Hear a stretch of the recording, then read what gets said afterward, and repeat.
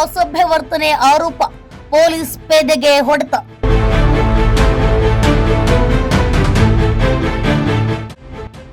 ಸಂಜಯ್ ನಗರ police ಠಾಣೆಯ head ಕಾನ್ಸ್ಟೇಬಲ್ಗೆ ಸಾರ್ವಜನಿಕವಾಗಿ ಹಿಗ್ಗಾಮುಗ್ಗಾ ಥಳಿತ.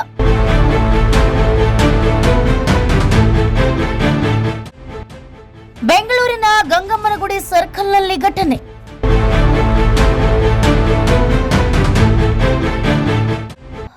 ಮಹಿಳೆಯೊಬ್ಬರ ಜೊತೆ ಅಸಭ್ಯವಾಗಿ ವರ್ತಿಸಿದ ಆರೋಪದ ಮೇಲೆ ಸಂಜಯ್ ನಗರ ಪೊಲೀಸ್ ಠಾಣೆಯ ಹೆಡ್ ಕಾನ್ಸ್ಟೇಬಲ್ಗೆ ಸಾರ್ವಜನಿಕವಾಗಿ ಯುವಕರ ಗ್ಯಾಂಗ್ ಹಿಗ್ಗಾಮುಗ್ಗಾ ಥಳಿಸಿರುವ ಘಟನೆ ಗಂಗಮ್ಮನಗುಡಿ ಸರ್ಕಲ್ನಲ್ಲಿ ನಡೆದಿದೆ.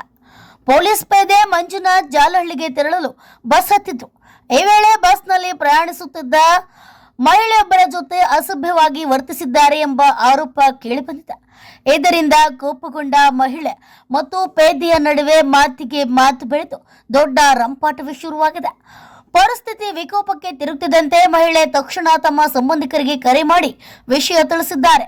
ಬಸ್ ಗಂಗಮ್ಮನಗುಡಿ ಸರ್ಕಲ್ ತಲುಪುತ್ತಿದ್ದಂತೆ ಸ್ಥಳದಲ್ಲಿ ಕಾಯುತ್ತಿದ್ದ ಯುವಕರ ಗ್ಯಾಂಗ್ ಬಸ್ನಿಂದ ಪೇದೆಯನ್ನ ಕೆಳಗಿಳಿಸಿ ತೀವ್ರವಾಗಿ ಹಲ್ಲೆ ನಡೆಸಿದ.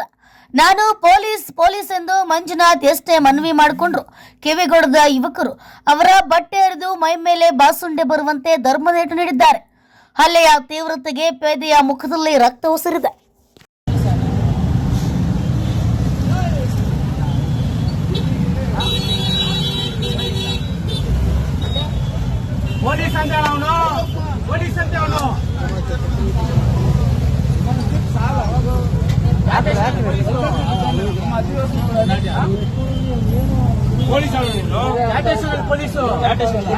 ಹಾಕ್ರಿ ಮಗನಿಗೆ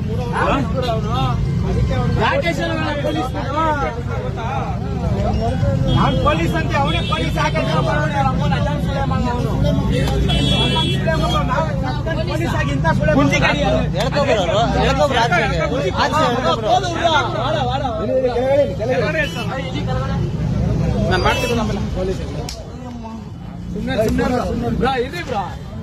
ಬಂದಿದ್ದಾರೆ, ಅವ್ರನ್ನ ಕೇಳೋಣ ಸುಮ್ಮನೆ.